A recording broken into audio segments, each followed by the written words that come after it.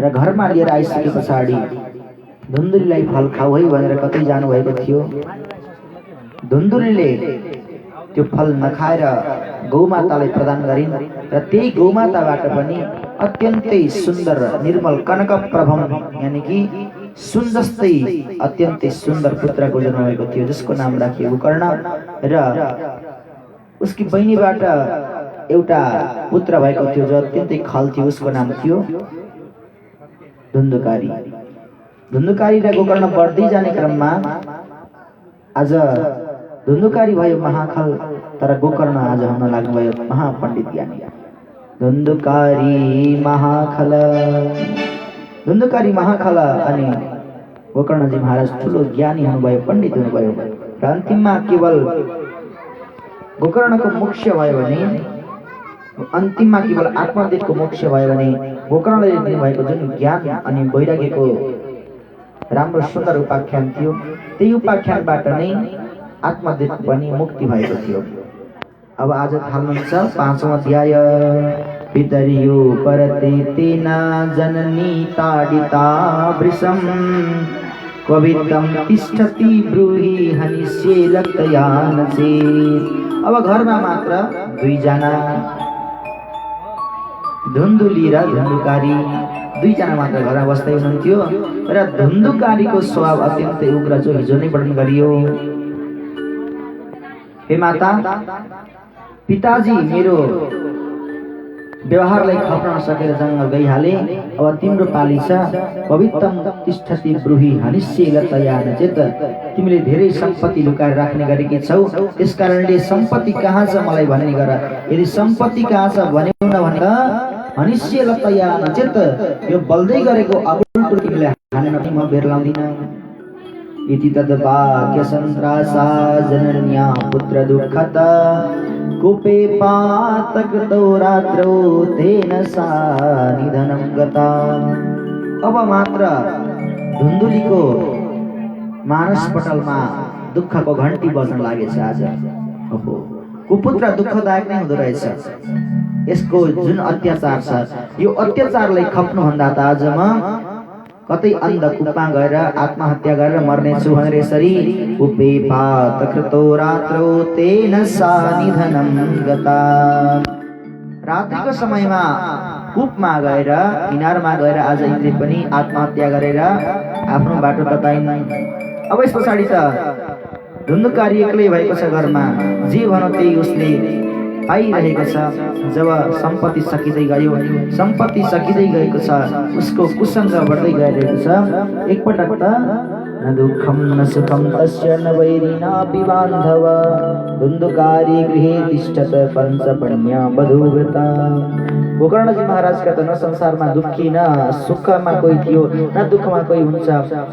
गोकर्ण महाराज तीर्थयात्रा गर्नको निमित्त भएर आज अनेक तीर्थयात्रामा यात्रा गर्दै गर्दै जानुभयो।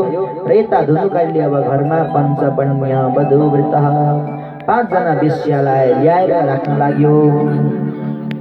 अत्युग्र कर्मकर्ता च तत्भूषण विमोढति एकदा कुलास्तास्तु भूषण्यान् विलिप्सवः। अत्यन्तै खल स्वभाव भएको त्यो धुन्धुकारीले अब 5 जना वेश्याको कुसङ्गद्वारा आज उसको पनि अब जीवन बर्बाद भइरहेको छ। घरमा खाने लाउने कुरा सम्पूर्ण सकिसक्यो, अब अन्तिम अवस्था भनेको चोरी गर्ने हो।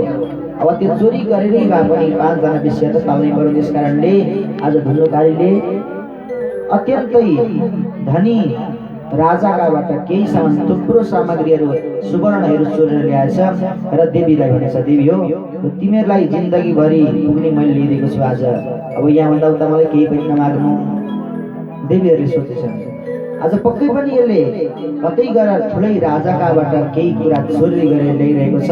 त्यस कारणले गर्दा अब यसलाई पनि हामीले राख्नु हुँदैन। पक्कै पनि राजाका सिपाहीहरू यसका पछि पछि आउने क्रममा यहाँ आइपुग्नेछन् र यहाँ आइपुगिसके पछाडि यसलाई देख्नेछन् र देखिसके पछाडि यसको कर्तव्य थाहा पाएर यसलाई मृत्युदण्ड दिनेछन्। त्यसभन्दा पहिला देवी हो, अतोर्थ गुप्तै गुडम अस्माभि किम न हन्यते, हामीद्वारा नै यसलाई किन नमार्ने। आज हामीले नै यसलाई मार्नुपर्छ भनेर यसरी सम्पूर्ण 5 जना विश्याले सल्लाह गरे। सल्लाह गर्ने बित्तिकै अब अग्निज्वाला ति दुःखेन व्याकुलो निधनं गत। अर्धरात्रिको समयमा आएको त्यो चोरी गरेर जब आफ्नो शयन कक्षमा गएर ढल्किने काम गरो ढल्किरहेका अवस्थामा आज ती 5 जना देवीहरू आएर विश्याहरू आएर अब तप्तङ्कार समूहांश तेन सा निधनं गता। अति व्याकुल निधन उसको हुन लाग्यो। सम्पूर्ण 5 जना विश्याहरू आएर आज मुखमा बल्दै गरेका कोइला ल्याएर हाल्दिए र डोरीले बाँधिदिएर उसको पनि गोविन्दाय नमो नमः हुन लाग्यो। र ती देवीहरूले अब त्यहाँबाट धन सम्पत्ति पाएकै थियो, अन्यत्र कतै जान लागे। धुन्धुकारी बभुवात महान प्रेत कुकर्मत। अब धुन्धुकारीले गरेको उग्र कर्मले आज उसले प्रेत तत्व योनिमा प्राप्त भयो। प्रेतको योनि प्राप्त गरेर ऊ वायु रूप धारण गरेर अनेकतिर भड्किन लाग्यो। र यस्तै क्रममा एकपटक गोकर्णजी महाराज तीर्थयात्रा गर्दै गर्ने क्रममा आज घरको याद आएछ र घरको याद आउँदाखेरि आउनु भएछ आज गोकर्ण घरमा त कोही पनि छैन। रात्रिको समय भयो, अर्धरात्रिको समय भयो, सन्ध्याको समय भयो। सन्ध्यामा गोकर्णजी सन्ध्या गर्न भनेर बस्नु भएको अनेक प्रकारको दृश्य देख्न लाग्नुभयो। सकृन्मेष सकृदस्ति सकृत महिषो भवत सकृत इन्द्र सकृत चाग्नि पुनश्च पुरुषो भवत। एक पटक मेष यानी कि भेडा भएछ, एक पटक हस्ती हात्ती देख्नुभयो, अनि फेरि महिषी यानी कि भैँसी देख्न लाग्नुभयो। सकृत इन्द्र कहिले इन्द्र देख्नुहुन्छ, कहिले अग्नि देख्नुहुन्छ, फेरि पुरुष देख्नुहुन्छ। अनेक प्रकारको दृश्य देख्न लाग्नुभयो यसरी गोकर्ण महाराजले। र देखिसके पछाडि गोकर्णले भन्नुहुन्छ कस्त्वमुग्रतरो रात्रौ कुतो यातो दशामि मां किं वा प्रेत पिशाचो वा राक्षसोऽसीति संसनः। यो अर्धरात्रिको समयमा उग्र रूप देखाउने तिमी को हौ? किं वा प्रेत, तिमी प्रेत हौ अथवा पिशाच हौ अथवा राक्षस हौ? आज मेरो अगाडि आएर प्रकट भएर बोल्ने काम गर भन्ने बित्तिकै बिचरा अत्यन्तै दुःखले मरेकाले गर्दाखेरि आज केही पनि बोल्न सकेन। एवं पृष्ठ सदा तेन त्रिरुदोच्चै पुनः पुनः असगतो वचनोच्चारे संज्ञा मात्रं चकारः। यसरी गोकर्ण महाराजले सोध्दा बोल्न नसके पछाडि संज्ञा मात्र गर्नै लाग्यो।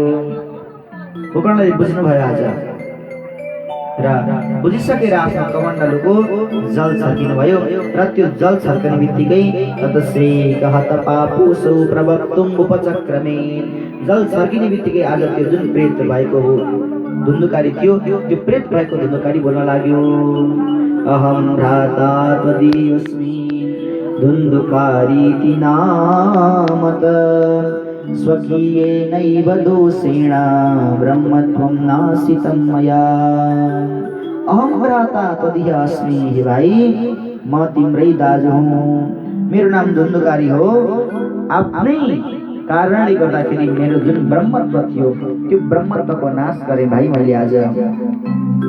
अहो बन्धो कृपा सिन्धो भ्रातर्मामा सुमोचय गोकर्णो वचनं श्रुत्वा तस्मै वाक्यं मथा ब्रवीत। हे कृपा सिन्धु भाइ, आज म प्रेतत्व योनिमा प्राप्त भएको छु, मेरो उद्धार गर। हे भ्राता, मेरो आज मोचन गर्ने काम गर, यो प्रेतत्व योनिबाट मलाई मुक्ति दिलाऊ। गोकर्णले भन्नुभयो हे दाजु, तपाईका निमित्त त मैले गयामा गएर 100 श्राद्ध गरेको थिएँ, तर गयामा गएर 100 श्राद्ध गर्दा पनि हजुरको मुक्ति भएनछ। तदर्थं तु गया पिण्डो मया दत्तो विधानत तत्कथं नैव मुक्तोऽसि ममाश्चर्यमिदं महत्। दाजु, तपाईको निमित्त मैले गएर गयामा श्राद्ध गरेको थिएँ, तर गयामा गएर श्राद्ध गर्दा पनि हजुरको मुक्ति भएनछ, म छक्क परिरहेको छु। गया श्राद्धन्न मुक्तिश्चेदुपायो नापरस्त्विह किं विधेयं मया प्रेतं वद त्वं वद सविस्तरम्। गयामा गएर श्राद्ध गर्दा पनि तपाईको मुक्ति भएन भने सके पछाडि त अब तपाईको मुक्ति हुन गाह्रो छ। त्यही भएर हे प्रेत, मद्वारा कुन कर्म गरिनु पर्दछ त्यो कर्म त्यो तत्त्वम वद त्यो तत्त्व मलाई विस्तारपूर्वक बताइदिनुहोस् म त्यो सम्पूर्ण कर्म गर्न तयार छु भन्दा अब प्रेतले भन्न लाग्यो धुन्धुकारीले गया श्राद्ध सते नापि मुक्तिर्मेन भविष्यति उपायम अपरम कमचि त्वं विचारय साम्प्रतम। हे भाइ गयामा गएर एउटा श्राद्ध गरेछौ तर 100वटा श्राद्ध गर्दा पनि मेरो मुक्ति हुँदैन म त अत्यन्तै उच्च कोटिको प्रेत हुँ। त्यसकारणले गर्दा हे भाइ तिम्रो दिमागले के अराउँछ अब मेरो उपाय गर मेरो मुक्तिका निमित्त त्यही उपाय गर। गोकर्णले यस्ता वचन सुन्दा त आश्चर्य लागेछ। गयामा गएर श्राद्ध गर्दा पनि मुक्ति हुँदैन भने मुक्तिका निमित्त अर्को कुन साधन हुन सक्छ र सोच्नु भएछ। प्रातस्तमागतं दृष्ट्वा लोकावृत्या समागतं तत्सर्वं कथितं तेन यज्जातं च यथा निशि। हे प्रेत अब तिमी के गर भने अहिलेका लागि यही कतै बस्दै गर र सन्ध्या बिहान हुने बित्तिकै शुभ हुने बित्तिकै म तिम्रो मुक्तिका निमित्त केही अवश्य पनि साधन गर्नेछु।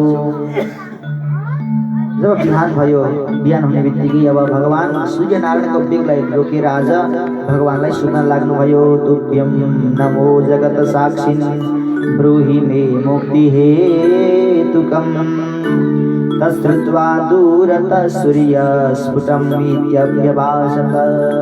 हे जगत साक्षी सूर्यनारायण प्रभु हजुरलाई म बारम्बार प्रार्थना गर्दछु नमस्कार गर्दछु। आज मेरा दाजुको प्रेतत्व योनिमा प्राप्त भएका छन् मेरा दाजु। त्यो दाजुको जुन प्रेतत्व योनि छ त्यो प्रेतत्व योनिमा म कसरी मुक्ति दिलाउन सक्दछु मलाई त्यो मुक्तिको कारण बताउनुहोस् प्रभु। अवश्य मेरा दाजुलाई म मुक्ति दिलाएरै छाड्नेछु भन्दा सूर्यनारायणले भन्न लाग्नुभयो आज हे गोकर्ण तिम्रा दाजुको मुक्तिका निमित्त त श्रीमद्भागवतान् मुक्ति सप्ताहं वाचनं कुरु। श्रीमद्भागवत महापुराणको वाचन गर यसैद्वारा तिम्रा प्रेत भएका दाजु पनि तरेर जान्छन् भन्ने बित्तिकै अब गोकर्णजी महाराजले कथाको आयोजना गर्नुभयो र कथा लगाउन लाग्नुभयो। जब कथा लाग्दैछ अरे भन्ने सुनेपछि जति पनि हिँड्न नसक्ने थिए जति पनि वृद्ध थिए जति पनि मन्द बुद्धि भएका थिए ती सम्पूर्ण आज आएर बस्न लागि पण्डालमा। र त्यो प्रेतले पनि वरिपरि हेर्यो किनभने प्रेतको शरीर भनेको वायु प्रदान हुने गर्दछ कतै बस्न सक्दैन। त्यो वायुले युक्त भएको शरीर लिएर आएर ऊ कतै बस्न ठाउँ देखेन तर एउटा अत्यन्तै सुन्दर ठाउँ देखो। सप्तग्रन्थि युतं तत्र पश्यकीचकमुस्त्रितं। 7वटा ग्रन्थिले युक्त भएको एउटा बाँस रहेछ। त्यही बाँसमा आएर आज वायुको रूप लिएर आएको प्रेतले त्यही प्रवेश गरेर त्यही बस्न लाग्यो। वातरूपे स्थितिं कर्तुम् अशक्तो वंशमाचिरत् वैष्णवं ब्राह्मणं मुख्यं श्रोतारं परिकल्प्य सः। वायुको रूप लिएर त्यही बस्न लाग्यो त्यो धुन्धुकारी पनि र अनेक प्रकारका ब्राह्मणहरू सिद्ध कोटिका सन्तहरू पनि श्रीमद्भागवत महापुराणलाई श्रवण गर्न आउनुभयो। दिनान्ते रक्षिता गाथा तदा चित्रं बभूवः वंशैक ग्रन्थिवेदो भूत सशब्दं पश्यतां शताम्। जब प्रथम दिवसको कथालाई विश्राम गर्नुभएको थियो गोकर्णले प्रथम दिवसको कथालाई विश्राम गर्ने बित्तिकै एउटा बाँसको ग्रन्थि फुट्न लाग्यो। द्वितीय दिनको कथालाई आज सक्ने बित्तिकै द्वितीय ग्रन्थि पनि फुट्न लाग्यो। यस्तो तरिकाले जब 7औं दिनमा सम्पूर्ण श्रीमद्भागवत महापुराणको अन्त्य भएको थियो श्रीमद्भागवत महापुराण सकिएको थियो त्यसै अवसरमा सम्पूर्ण 7वटा ग्रन्थिलाई आज फुटाएर त्यो जुन प्रेत बनेर बसिरहेको थियो त्यो धुन्धुकारी आज निस्केर दिव्य रूपमा प्रकट भएर भन्न लाग्यो। तया हमोचितो बन्धो कृपया प्रीतकस्मलात् ननाम भ्रातरं सद्यो गोकर्णं इति चाब्रवीत्।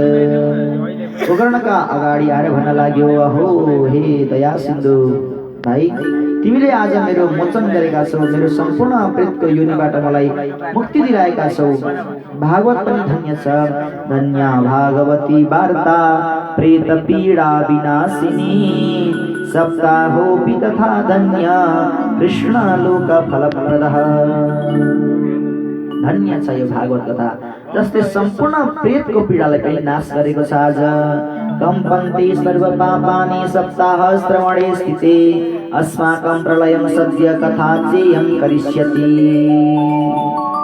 सम्पूर्ण पापहरू पनि आज कम्पित हुन लाग्छन् श्रीमद् भागवतमा पुराण श्रवण गर्नाले। त्यसकारणले अस्तिस्तङ्गम स्नायुबद्धं मांसशोणितलेपितं चर्मावनद्धं दुर्गन्धं पात्रं मुद्रपुरीशयोः। यो शरीर भनेको त अस्थिको स्तम्भ रहेको छ, हाडको स्तम्भ रहेको छ। स्नायुबद्धम अनेक प्रकारका नसाहरूले बाँधिएको छ। मांस शोणित लेपितम र मांस अनि रगतको लेप गरिएको यो शरीर छ। यस्तो शरीर पाएर जो चाहिँ पात्र मूत्र पुरीशय हो, अनेक प्रकारका मूत्र अनि रिसा पिसाबको जो साक्षात गर्छ, त्यस्तो शरीर जरा शोक विपाकारतम रोग मन्दिर मातुरम दुष्पुरम दुर्धरम दुष्टम सदोषम क्षणभङ्गुर शरीर प्राप्त गरेर जुन मनुष्यले आफ्नो शरीरलाई नै सर्वस्व ठानेर यसरी रहिरहेका हुन्छन् ती त मूर्ख हुन्। गोकर्णले आज भन्दैछ अत्यन्तै धेरै प्रसन्न भएर, जीवास सेदनं नास्ति नास्ति तल्वस् भेदनं अर्थोऽपि च व्ययो नास्ति वचनिका दरिद्रता। यस्तो शरीर पाएर वचनको दरिद्रता किन गर्नु? जिब्रो छेडिने हैन न तालु फोडिने डर, पैसा खर्च सुको हुन्न सधैँ मिठो बोल्ने गर। मिठो बोल्दामा अलिकति पनि पैसा खर्च हुँदैन भने मिठो बोल्ने काम गर्नुपर्दछ। यसरी यो शरीर पाएर यो घमण्ड गर्न शरीरमा त व्यर्थ छ। सप्ताह श्रवणालोके प्राप्यते निकटे हरि, अतो दोष निवृत्त्यर्थम एतदेव हि साधनम्। कलियुगमा आफ्नो शरीरलाई पार तारेर भगवत धाममा प्राप्ति गराउनु छ भने त यो भन्दा उत्तम श्रीमद् भागवत महापुराण भन्दा उत्तम साधन अर्को केही पनि हुन सक्दैन। बुद्बुदाइव तोयेषु मशकाइव जन्तुषु, जायन्ते मरणायैव कथा श्रवण वर्जिताः। बुद्बुदाइव तोयेषु, जसरी पानीका फोकाहरू बुदबुद गरेका ती फोकाहरू एकैछिनमा फुट्ने गर्दछन्। मशकाइव जन्तुषु, र प्राणीहरूमा मच्छर पनि केही छिनमै मर्ने गर्दछन्। प्याट्ट पार्दा सकियो मरो, त्यस्तो जीवन छ यो। र यदि त्यस्तो मनुष्यको जीवन प्राप्त गरेर पनि जायन्ते मरणायैव कथा श्रवण वर्जिताः, श्रीमद् भागवत महापुराणको कथालाई श्रवण गरिएन भने त हाम्रो जीवन पनि त्यस्तै बेकार हुन्छ। विद्यते दय ग्रन्थि सिद्ध्यन्ति सर्व संशया, क्षीयन्ते चास्य कर्माणि सप्ताह श्रवणे कृते। श्रीमद् भागवत महापुराण सप्ताह ज्ञानमा यज्ञको श्रवण गर्नाले सम्पूर्ण हृदयका ग्रन्थि जति पनि हुन्छन् ती विद्यते नाश भएर जान्छन्, र संशय रूपी ग्रन्थि पनि नाश भएर जान्छन्। क्षीयन्ते चास्य कर्माणि, तिनै कर्महरू पनि आज क्षय भएर जान्छन्। त्यसकारणले सप्ताहलाई श्रवण गर्नु पर्दछ। एवं ब्रुवति वै तस्मिन् विमानमागमत् तदा वैकुण्ठवासविरयुक्तं प्रस्फुरदिति मण्डलम्। जब त्यो प्रेतले यस्तो प्रकारको वचन बोल्दै थियो त्यही अवसरमा आज वैकुण्ठबाट भगवान श्री हरिको विमान आउन लाग्यो धुन्धुकारीलाई लिन भनेर। सर्वेषां पश्यतां वेदि विमानं धुन्धुलीसुता, विमाने वैष्णवान् वीक्ष्य गोकर्णो वाक्यमब्रवीत्। जब सबैका माझबाट धुन्धुकारीलाई लिएर त्यो विमान जान लागिरहेको थियो त्यसै अवस्थामा गोकर्णले सोध्नु भएछ, अत्रैव बहवः सन्ति श्रुतारो मम निर्मलाः, आनीतानि विमानानि न तेषां युगपत् कुतः। हे महाराज, यहाँ मेरा अत्यन्तै निर्मल हृदय निर्मल मन भएका करोडौं श्रोताहरू थिए, तर पनि हजुरले किन एउटा मात्र गान ल्याउनु भयो? श्रवणम समभागेन सर्वेषां यदृश्यते फलभेद कुतो जात प्रब्रुवन्तु हरिप्रिया। महाराज फलको भेद किन भयो आज? यो फलको भेद के कारणले भयो बताइदिनु होला भन्दाखेरि हरिदास ऊचुहु भगवानका भक्तले भन्न लागे, भगवानका पार्षदले भन्न लागे, महाराज तपाईका जति पनि भक्त थिए सम्पूर्णले सुन्न त सुने।